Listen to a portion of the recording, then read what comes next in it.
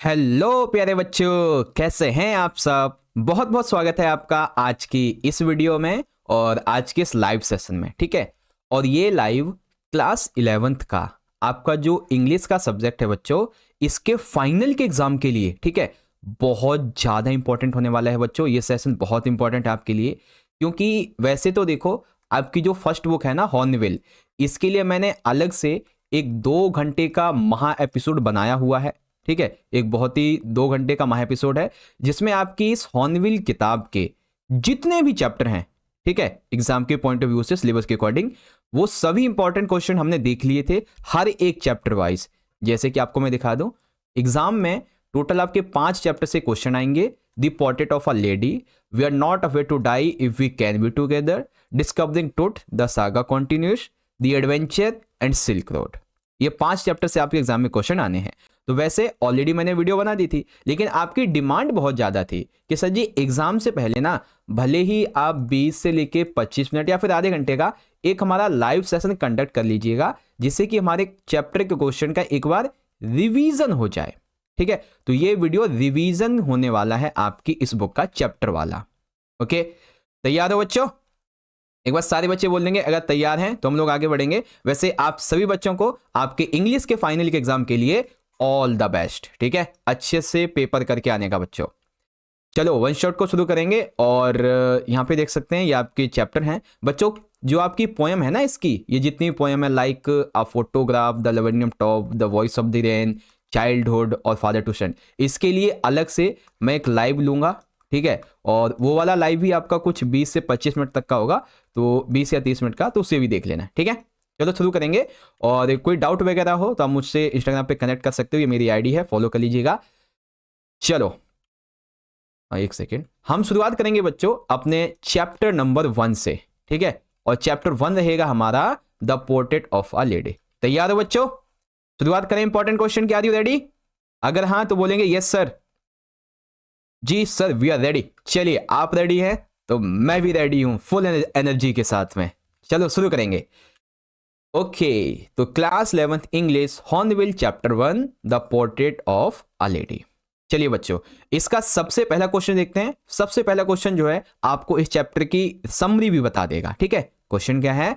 Mention 3 phases of author's relationship with his grandmother before he left the country to study abroad. ठीक है, जो लेखक है और उसकी दादी के बीच में जो रिलेशन है, ठीक है, रिलेशनशिप बॉन्ड है, उसके 3 फेसेस इसमें बताए गए हैं। ठीक है, कंट्री मतलब अब्रॉड यानी विदेश जाने से पहले, तो 3 इसमें हैं। एक तो यहाँ पे देखेंगे in the first phase. First phase वो जो विलेज वाला होता है, ठीक है, जहाँ पे दादी जो है लेखक को सुबह सुबह उठाती है, उसे रेडी करती है स्कूल के लिए, उसे ब्रेकफास्ट देती है, उसे ड्रेस पहनाती है और फिर उसको लेके जाती है स्कूल। ठीक है, जब लेखक पढ़ रहा होता है स्कूल में तो वो साइड में बैठ के, जो वो नहीं होता एक टेम्पल होता है, वहाँ पे शास्त्र पढ़ती है, माला वगैरह जपती है, और स्कूल से आते समय वो जो गांव के कुत्ते नहीं थे उनको फीड करती है, उनको खाना खिलाती है। ठीक है, पहला फेज तो ये है। सेकंड फेज है सिटी एजुकेशन का। सेकंड फेज तब स्टार्ट होता है जब ऑथर इंग्लिश स्कूल ज्वाइन कर लेता है। ठीक है, अब उसे इंग्लिश स्कूल जाना होता है तो वो मोटर कार से चला जाता है, दादी जा नहीं पाती है ना, तो that's the second point. And English medium में पढ़ाया जाता था तो वो उसके होमवर्क में असिस्ट नहीं कर पाती थी। सेकेंड फेज ये है। थर्ड फेज वो है बच्चों जब दादी को ये पता चलता है कि लेखक को साइंस एंड बहुत सारे सब्जेक्ट पढ़ाए जाते हैं जिसमें म्यूजिक भी शामिल है। ठीक है, अब ये म्यूजिक दादी के अकॉर्डिंग अनसुटेबल है फॉर द रिस्पेक्टेड पीपल। ठीक है, इसीलिए उनके बीच में थोड़ा जो एक गैप होता है ना, वो भी बनने लगा था। ये चीजें थी। ओके, कॉन्सेप्ट क्लियर है बच्चों? ठीक है, मैं देखो आपको ना एकदम डायरेक्ट क्वेश्चन आंसर बताऊंगा, ज्यादा कोई समरी या फिर कुछ वैसा पूरी भूमिका नहीं बनाऊंगा, सीधा क्वेश्चन और आंसर। ठीक है, अगला question, how did grand mother spend her whole day in village? तो वो पूरा दिन अपने गांव में कैसे गुजारती थी? तो पूरे दिन में एक पार्ट तो उसका ये होता था कि वो अपने जो क्या नाम है ग्रैंडसन है उसको रेडी करती थी फॉर द स्कूल और उसको स्कूल तक छोड़ के आती थी, और साथ ही वो फिर जो है ना इस क्या नाम है टेम्पल में बैठ के माला जपती थी और सास पढ़ती थी। ठीक है, second, why was it hard to believe that the author's grandmother was young and pretty? इस ऑथर को इस बात पे विश्वास क्यों नहीं होता है कि या फिर विश्वास करना मुश्किल होता है कि उसकी दादी जब यंग होगी तो वो काफ़ी सुंदर और प्रीटी रही होगी, है ना।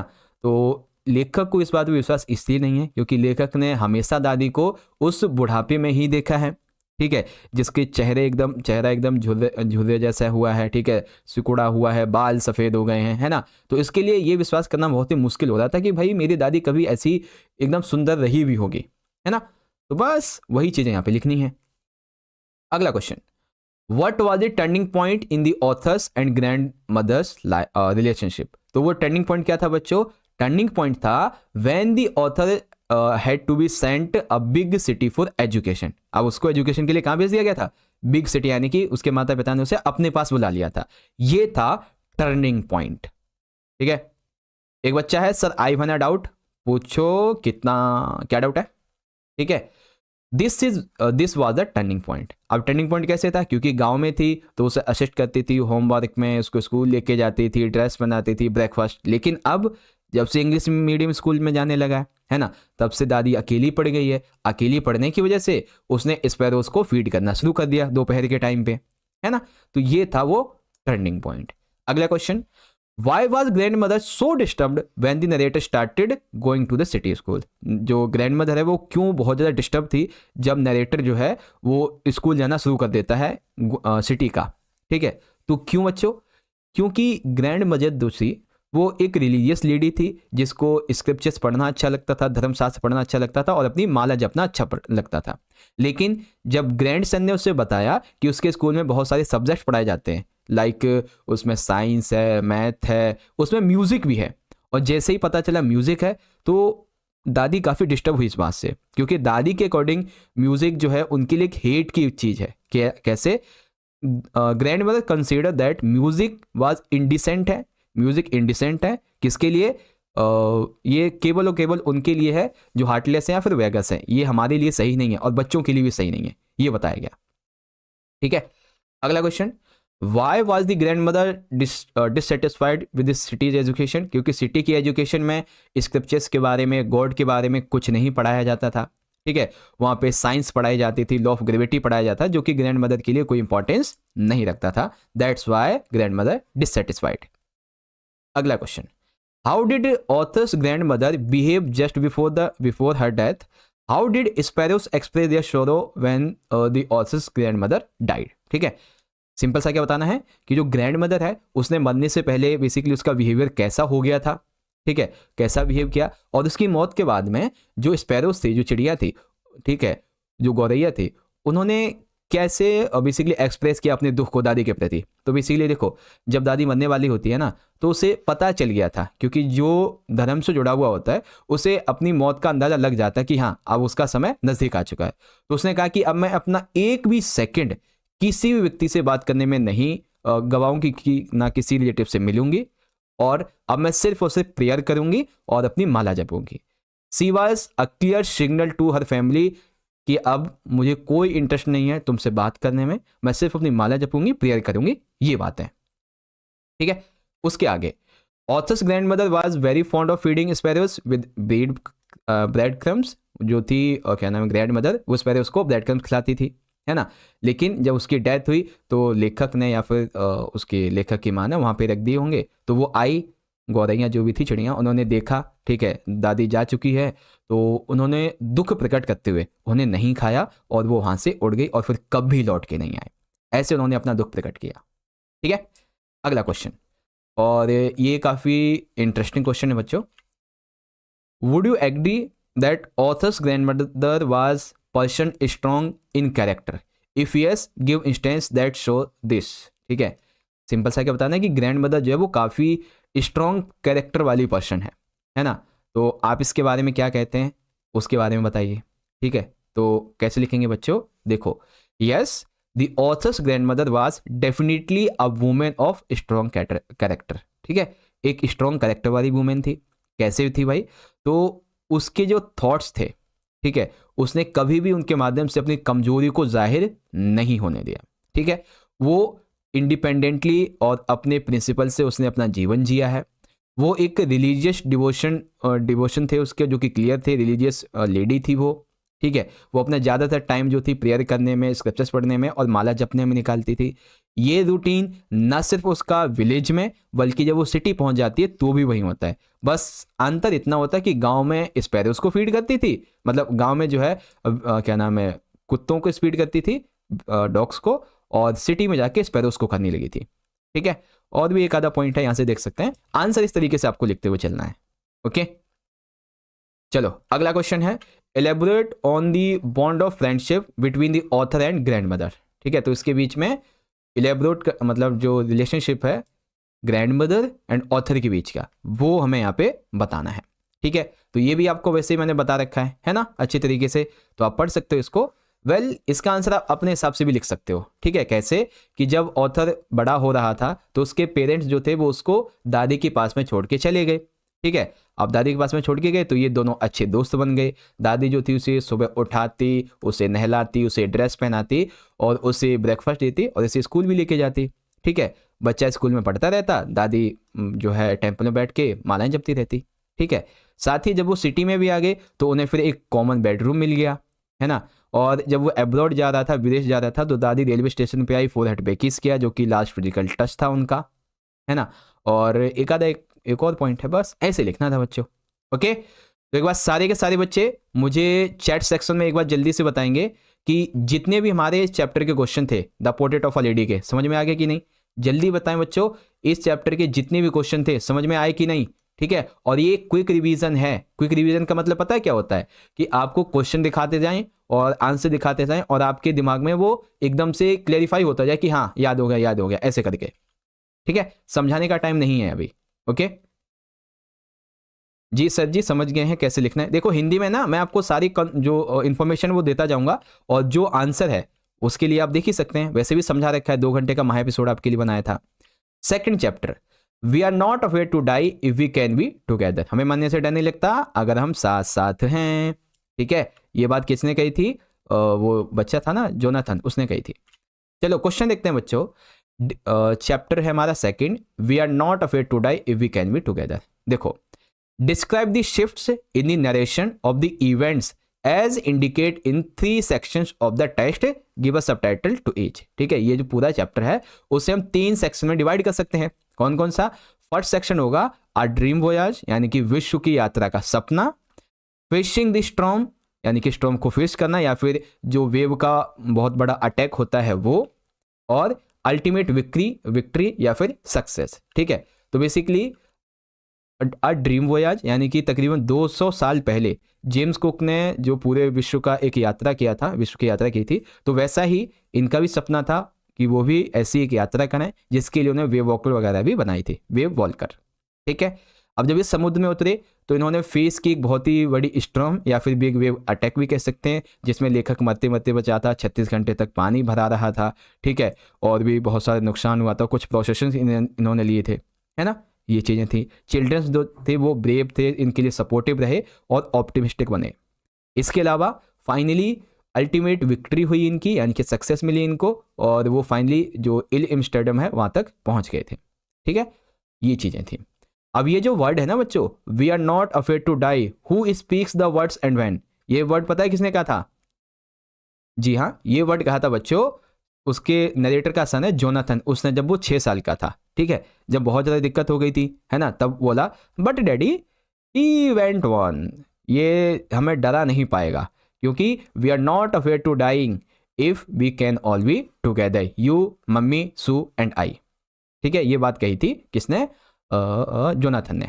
ओके, अगला question, What preparations were made by narrator before the round the world voyage? तो क्या क्या तैयारी की थी उसने पूरे विश्व की यात्रा करने से पहले? तो तैयारी उसने ये की थी कि उसने ना बेसिकली एक वेव वॉल्कर नाम की जो शिप है वो बनाई थी।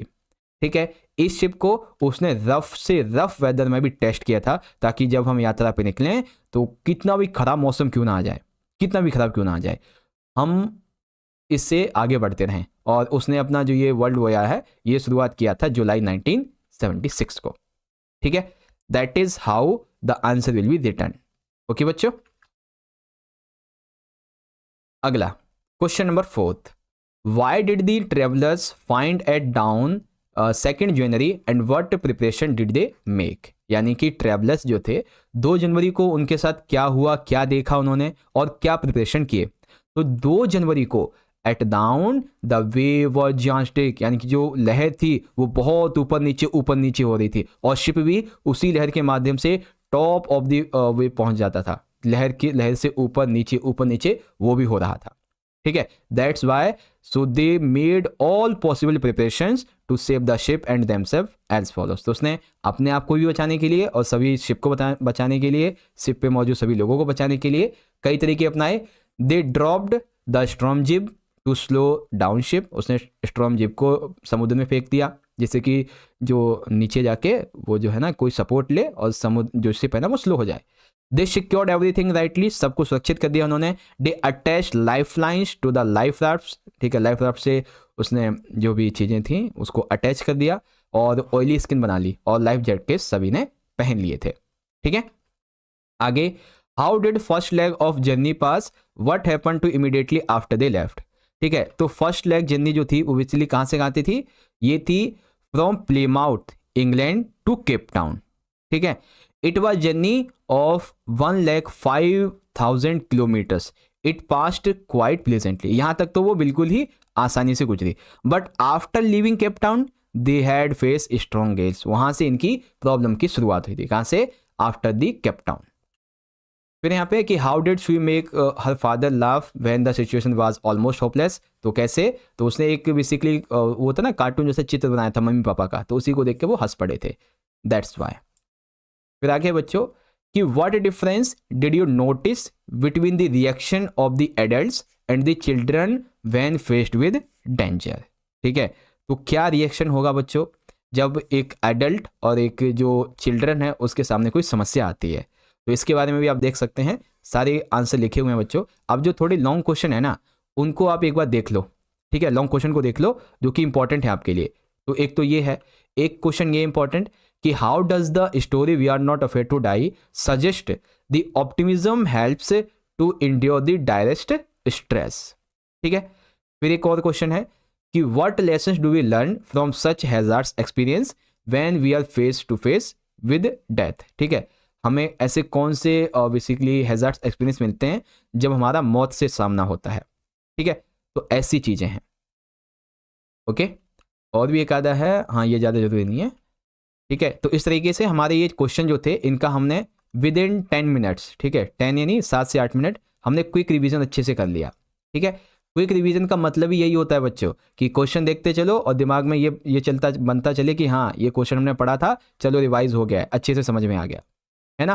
तो बताओ एक बार ये चैप्टर 2 के क्वेश्चन जो अभी आपको दिखाए हैं समझ में आ गए कि नहीं, हाँ जी सर। और जिस बच्चे ने अभी तक इस सेशन को लाइक नहीं किया है बच्चों जल्दी से लाइक करो, इसको जल्दी से लाइक करो, ठीक है, लाइक करो जल्दी से जिसने नहीं किया है।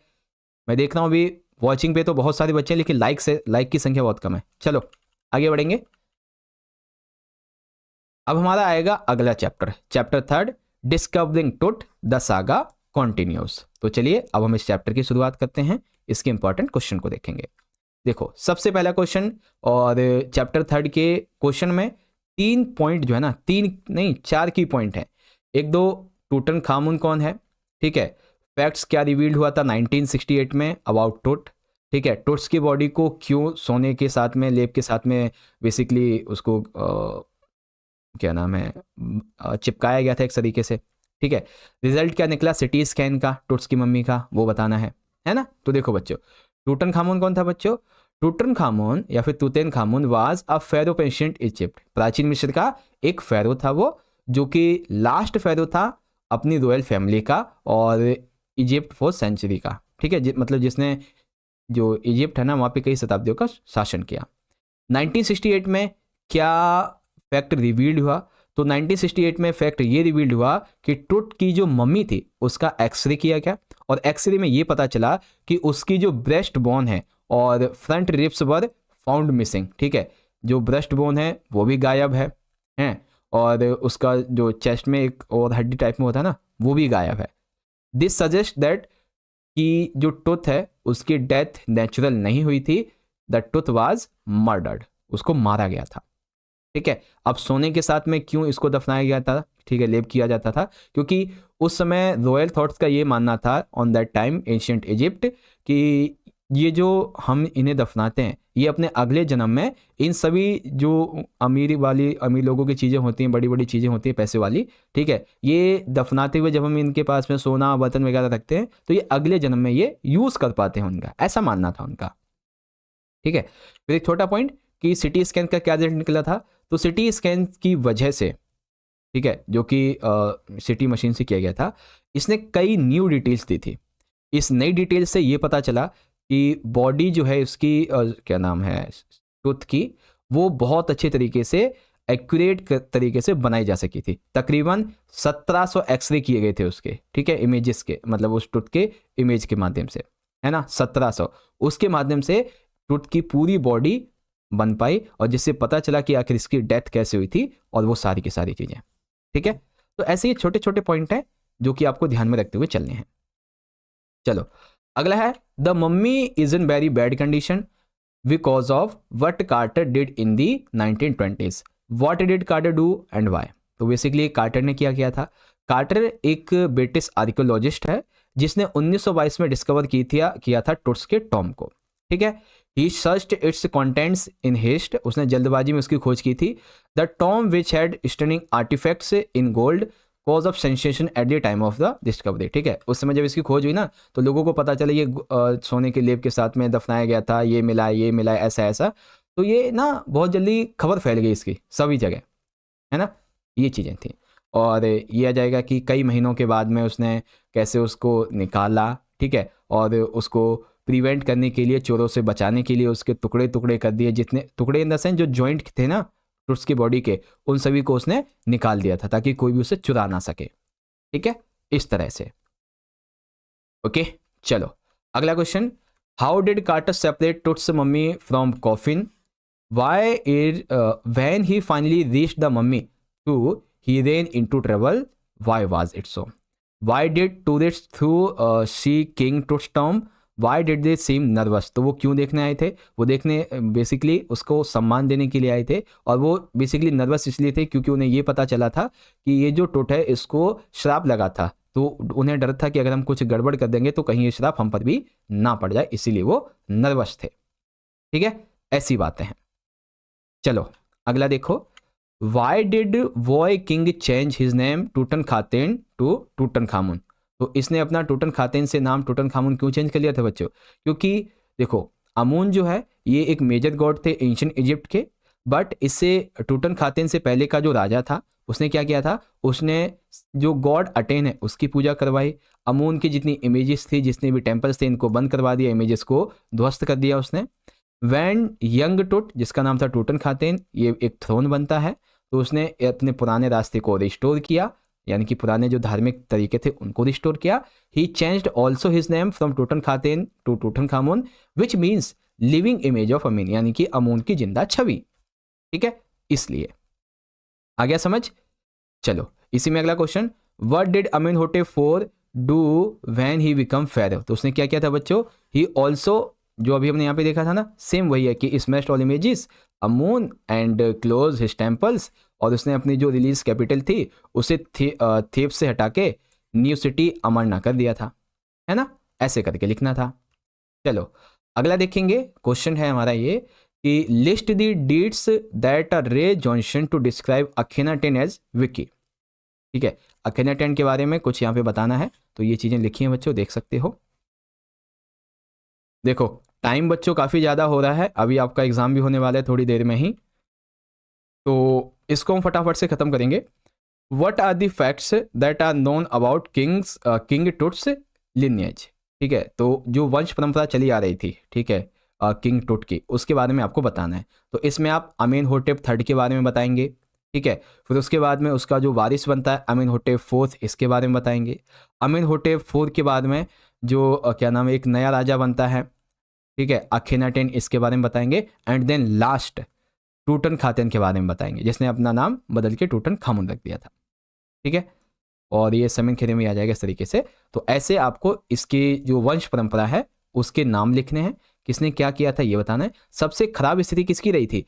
आमीनहोटेप फोर्थ की रही थी सबसे खराब स्थिति। Okay, describe the changing attitudes of archaeologist over the span of time. धीरे धीरे समय गुजरने के साथ में आर्कियोलॉजिस्ट का जो व्यू है, ठीक है, जो एटीट्यूड्स हैं वो चेंज हुए। कैसे चेंज हुए? पहले इन्हें कोई भी पुरानी चीज़ मिलती थी तो इनका इंटरेस्ट किस में होता था? इनका इंटरेस्ट होता था उनके उसके ट्रेजर में, ठीक है, एंड क्या मिला है उसमें, इसमें इनका इंटरेस्ट होता था, ठीक है। लेकिन by the passage of the time, जैसे धीरे धीरे समय गुजरा, अब वो लोग उस पर कम ध्यान देते हुए इस पे ज़्यादा ध्यान देते कि आखिर इसका रहस्य क्या था, मिस्ट्री क्या रही इसकी, ठीक है, कैसे क्या हुआ क्या नहीं, सारी चीज़ों पे अभी ज़्यादा ध्यान देने लगे हैं, ठीक है। इसके लिए वो सिटी स्कैन, एक्सरे मशीन वगैरह इन सभी का उपयोग करके अपनी जो जांच पड़ताल है उसको पूरा करते हैं। ओके, कोई डाउट नहीं है? चलो एक बार सारे बच्चे मुझे फटाफट से बता दीजिए कि चैप्टर नंबर जो हमारा थर्ड है, चैप्टर नंबर थर्ड, इसका हमने क्विक रिवीजन किया है इन जस्ट 5 to 7 मिनट। तो फटाफट से बताएं क्या आपका इसका रिवीजन हो गया ढंग से? ठीक है, क्योंकि देखो रिवीजन क्विक का मतलब यही होता है कि फटाफट से क्वेश्चन देखते चलो और दिमाग में ये रखते चलो कि हाँ ये क्वेश्चन हमने ऐसे करना था, है ना। कोमल यस सर जी, और यस सर जी, आशीष वेरी गुड। चलो अगला चैप्टर देखेंगे। हाँ चला गया, ठीक है। हाँ अगला चैप्टर, अगला है बच्चों हमारा दी एडवेंचर। चैप्टर 4 है दी एडवेंचर, और एडवेंचर वाला चैप्टर किससे संबंधित है बच्चों? प्रोफेसर गायतोंडे से। तो लिखेंगे दी एडवेंचर। पहला question, who was professor Gaitonde? What was his plan in Bombay? What did professor do in the town hall library? What did the professor wish to find out in history books? 4 question छोटे छोटे। तो देखो, professor Gaitonde was a historian, एक historian था, इतिहासकार था, जिसने history के बारे में अपने 5 वॉल्यूम्स लिखे थे, ठीक है। वो अपने रास्ते में है, कहाँ से? पुणे से बॉम्बे जाने के लिए। He plan to go to a library and consult the theory books, जो उसने अपनी लिखी थी ना उनको प्राप्त करने के लिए जा रहा था, ठीक है। The professor consult the history books that he himself had written, जो उसने लिखी थी ना उसको उसने खोज निकाला उस लाइब्रेरी में। कहाँ से? टाउन हॉल की लाइब्रेरी में, ठीक है। There was no change in the events up to the death of Aurangzeb. Aurangzeb की मृत्यु तक उसके इतिहास में लिखी गई किसी भी बात में कोई डिफरेंस, कोई भी चेंजेस नहीं हुए थे। लेकिन चेंज कब हुआ? चेंज हुआ आफ्टर दी वॉल्यूम, उसके बाद में। कहाँ से? Battle of Panipat. Battle of Panipat में कुछ चेंजेस देखने को मिले, ठीक है। उसके बाद में हिस्ट्री की बुक के मैं इसमें बेसिकली क्या फाइंड करना चाहता था? तो he wish to find the answer. क्या answer? His question, how Marathas won the battle of Panipat, ठीक है। वो इस क्वेश्चन का जवाब पाना चाहता था कि मराठा जो है कैसे पानीपत का बैटल जीत गए थे, उसके बारे में, ठीक है। नो डाउट आ गया समझ में अच्छे तरीके से? जी सर जी समझ गए हैं, वेरी गुड। चलो अब है अगला क्वेश्चन कि what were things that professor Gaitonde notice as the train enter to British Raj territory. तो जैसे ही ब्रिटिश राज टेरिटरी में उसकी ट्रेन जो है वो सरहद बेसिकली टच करती है, तो वो क्या देखता है कि एक एन इंग्लो इंडियन जो एक टीटी है, वो यूनिफॉर्म पहने हुए जो ट्रेन की टिकट की चेकिंग है या फिर परमिट्स उसको चेक कर रहा था, ठीक है। और हर एक ट्रेन के डिब्बे पे ब्लू करेजिस लिखा हुआ था, ठीक है, GBMR, जो कि दर्शाता है ग्रेटर बॉम्बे मेट्रोपॉलिटन रेलवे को, ठीक है। वहाँ पे उस ब्रिटिश टेरिटरी में बहुत सारे यूनियन जैक पेंटेड थे, ठीक है, ऐसे बहुत सारे कैरेजेस थे वहाँ पे, ठीक है। जैसे ही ट्रेन वहाँ पे रुकती है और डेस्टिनेशन पे जिसका नाम था विक्टोरिया टर्मिनस, वो देखता है कि वहाँ पर बहुत ही साफ सफाई है, बहुत ही शांति भी है, और वहाँ पे लोग जो है most of the Anglo Indians हैं। Second question, What was a strange reality that Professor Gatonde saw as he stepped out of the station? जैसे वो स्टेशन से बाहर निकला, उसे क्या क्या स्ट्रेंज रियलिटी देखने को मिली? तो प्रोफेसर को स्ट्रेंज रियलिटी ये देखने को मिली कि वहाँ पे एक बहुत बड़ी बिल्डिंग थी, ठीक है, एक बहुत बड़ी बिल्डिंग थी, और ये बिल्डिंग में बड़े बड़े अक्षरों से लिखा था ईस्ट इंडिया हेडक्वार्टर, ठीक है। ईस्ट इंडिया कंपनी का एक हेडक्वार्टर था वो, ओके, इस तरीके से। और हाँ, he was shocked as it was suppose to be have had stopped operation soon after the events of 1857 but here it was flourishing। ठीक है, उसने सोचा कि 1857 की क्रांति के बाद में हो सकता है कि ये बंद हो जाएगी, लेकिन ये अभी भी यहाँ पे चल रही थी। ठीक है, तो ये इसकी इस क्या नाम है सिचुएशन ने उसको काफ़ी ज़्यादा स्ट्रेंज रियलिटी दिखाई।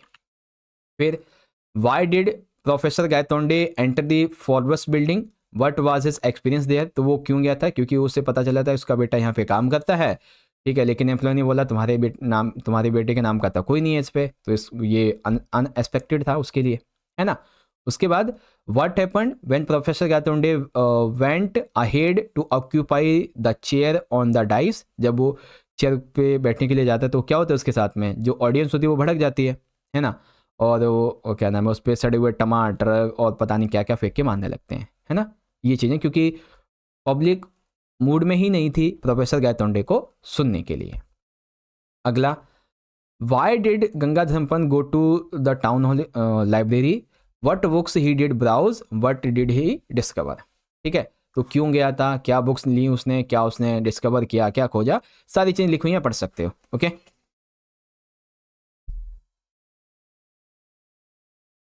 चलिए आगे देखेंगे अगले क्वेश्चन को। तो वेयर वाज खान साहब गोइंग, तो खान साहब जो थे वो पेशवा जा रहे थे। How did he intend to reach there, उन्होंने बताया कि वो यहाँ कैसे जाएंगे, तो सारी चीज़ लिखी हुई हैं। विक्ट्री चेंज फ्यूचर, जीत जो है वो आपके भविष्य को बदल देती है। How did victory of Peshwas in battle of Panipat help them, तो जो पेशवाओं की जीत है उसने कैसे पानीपत के बैटल को चेंज किया, तो ये चीज़ें लिखनी है। ठीक है, देख सकते हैं सारी चीज़ें मैंने आंसर लिख रखे हैं। फिर did the victory of the Peshwa cause any effect on the alternate reality which Gangadhar visit. ठीक है, तो जी हाँ, पेशवा की विक्ट्री ने काफ़ी ज़्यादा जो उसकी रियलिटी है गंगाधर की उसमें चेंज किए थे और उसके कुछ आउटकम्स भी निकल के आए थे, पढ़ सकते हो यहाँ से। ठीक है, अगला question, how did Rajendra Deshpande apply his theory catastrophic experience regarding the battle of Panipat. तो इस अपने एक्सपीरियंस को, उसकी जो थ्योरी है कैटास्ट्रोफिक की, उसको बैटल ऑफ पानीपत के रूप में कैसे यूज़ किया, तो यहाँ पे पढ़ लीजिए।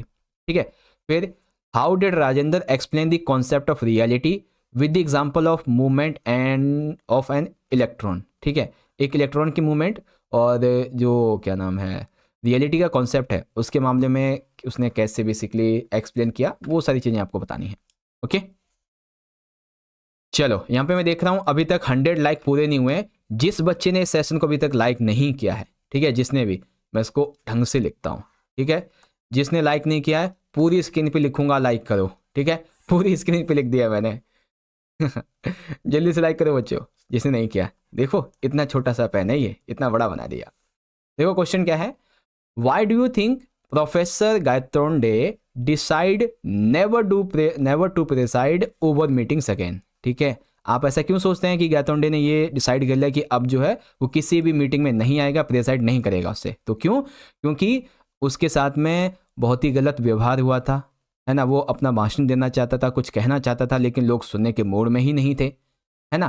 तो उसके साथ जो व्यवहार हुआ उसकी वजह से, और उसको लिखना कैसे, तो ये रहा आपका आंसर। ओके बच्चों, इस तरीके से करना है। चलो ये वाला हो गया अपना, आगे देखेंगे।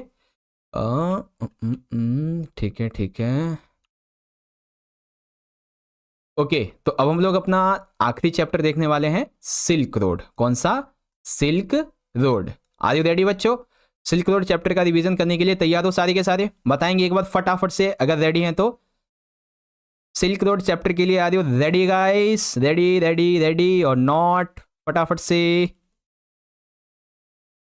जी सर जी तैयार हैं, यस सर, बस सर जी जल्दी से करवा दीजिए। अरे बिल्कुल बिल्कुल, silk road chapter, silk road chapter पहला question, the article has been titled silk road, give reason. ये जो आपका चैप्टर नंबर 4 है 5 है, वेट अ मिनट मुझे चेक करना पड़ेगा एक बार। हाँ ठीक है, ये है आपका 5वां चैप्टर, तो वहाँ पे आई थिंक मिस्टेक है, कोई बात नहीं, एक सेकेंड उसको लेके चलते हैं। कहाँ चला गया कहाँ चला गया कहाँ चला गया, हाँ ये जो है ना आपका 5वां चैप्टर है सिल्क रोड। तो ये जो टाइटल का नाम दिया गया सिल्क रोड, क्या ये सही है, तो हम बोलेंगे जी हाँ। The article has been titled silk road is a right, is justified because of that silk road refers to a historical silk road और routes that connected Europe and Asia. ये जो सिल्क रोड है ना, ये एक ऐतिहासिक silk road का भी प्रतीक है और ये एशिया और यूरोप को जोड़ने वाला भी एक रूट है, ठीक है। और ये किससे कनेक्टेड है? ये अफ्रीकन, यूरेशियन, इन एरिया से भी कनेक्टेड है, ठीक है। बेसिकली ये रास्ता जो है सिल्क रोड, ये ट्रेड के लिए, खास करके चाइनीज सिल्क ट्रेड के लिए, स्पाइसिस के ट्रेड के लिए, टी एंड प्रोक्लियन जो है उसके लिए, ठीक है। फिर Indian textile, precious stone and paper, gold, silver, fine glass vessels, wine, carpets, jewellery from the Roman empire, इसके लिए ज़्यादा ट्रेड के लिए माना जाता था, ठीक है। This road was named silk road because of that silk trade with the China, China के साथ में सिल्क ट्रेड जो होता था, इसकी वजह से इसका नाम ऐसा पड़ा, ठीक।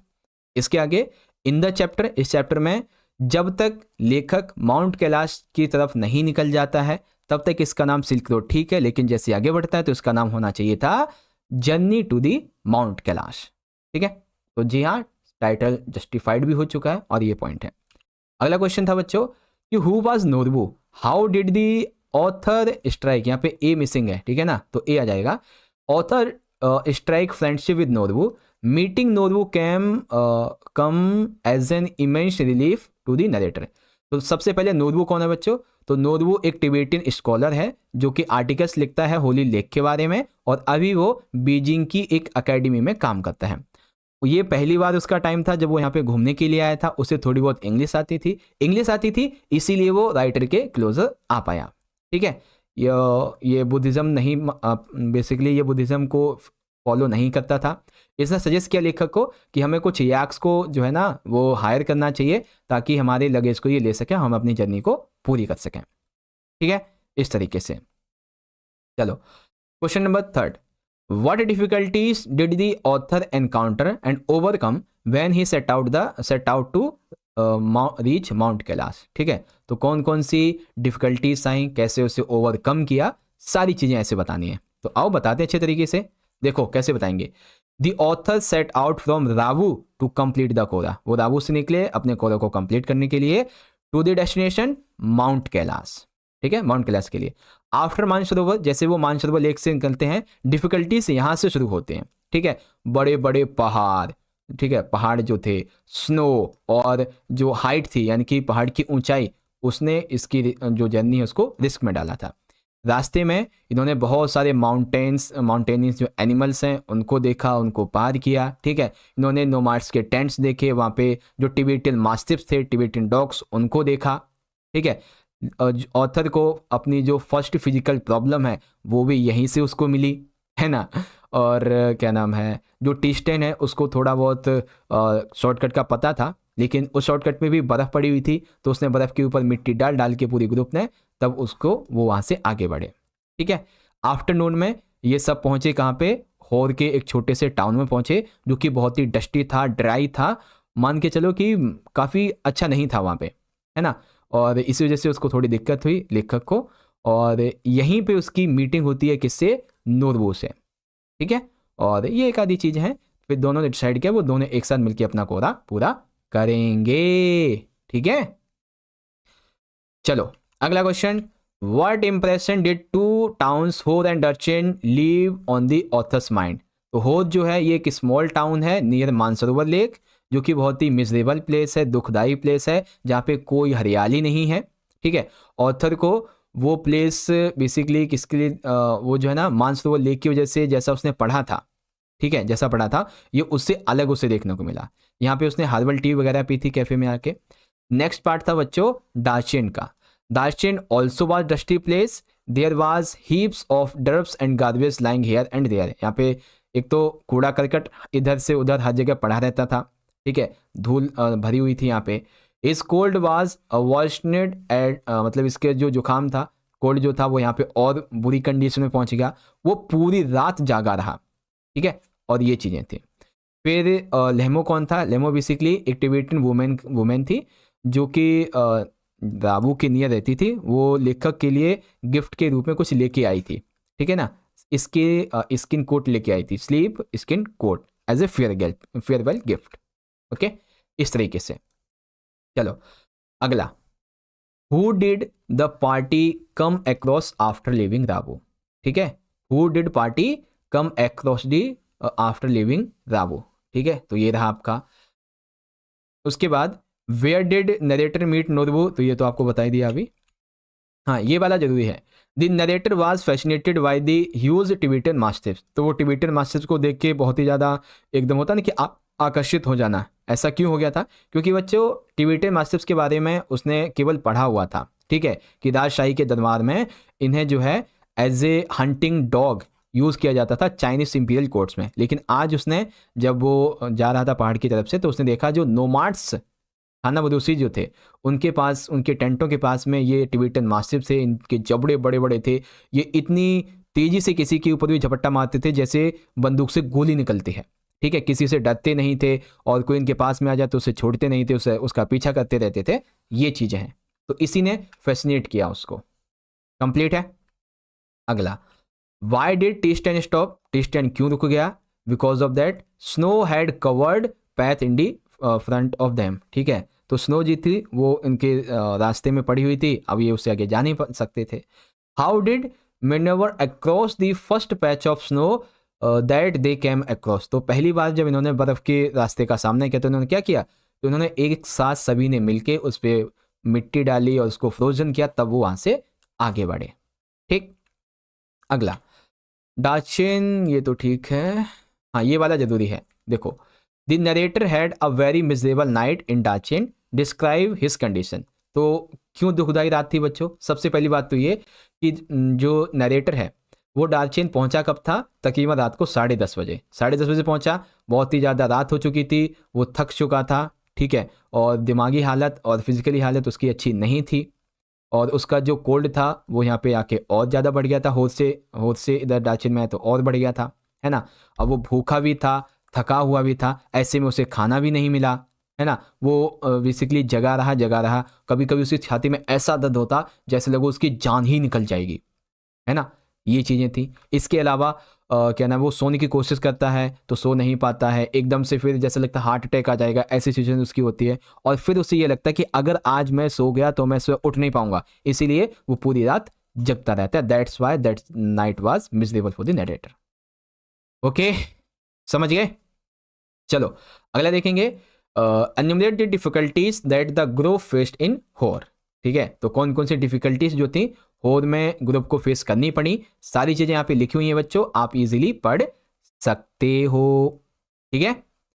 चलो आगे देखेंगे, Tibetan mastiffs were popular in Chinese imperial courts, China के राजशाही दरबार में ये पॉपुलर क्यों थे बच्चों? क्योंकि इन्हें जो है एज ए हंटिंग डॉग उपयोग किया जाता था, या फिर ये बेसिकली पॉपुलर थे, ठीक है। इनके जबड़े बहुत बड़े बड़े थे, इनको एक वो होता ना कि चौकीदारी डॉग्स, उसके रूप में भी उपयोग किया जाता था। जैसे इनके पास कोई आता था ये एकदम से एक्शन में आ जाते थे, जैसे बुलेट से गन से बुलेट निकलती है वैसे ही ये भी निकलते थे, ठीक है। ये बहुत तेजी से भौंकते थे अपने बड़े बड़े जबड़ों से, कंप्लीटली ये किसी से डरते नहीं थे, ओपन किसी पे भी बेसिकली हमला कर देते थे अगर कोई स्ट्रेंज है, खतरा लगता था इनको, ठीक है। और इसीलिए जो टिबेटन मास्टिफ्स हैं ये पॉपुलर थे hunting dog as the imperial courts of China.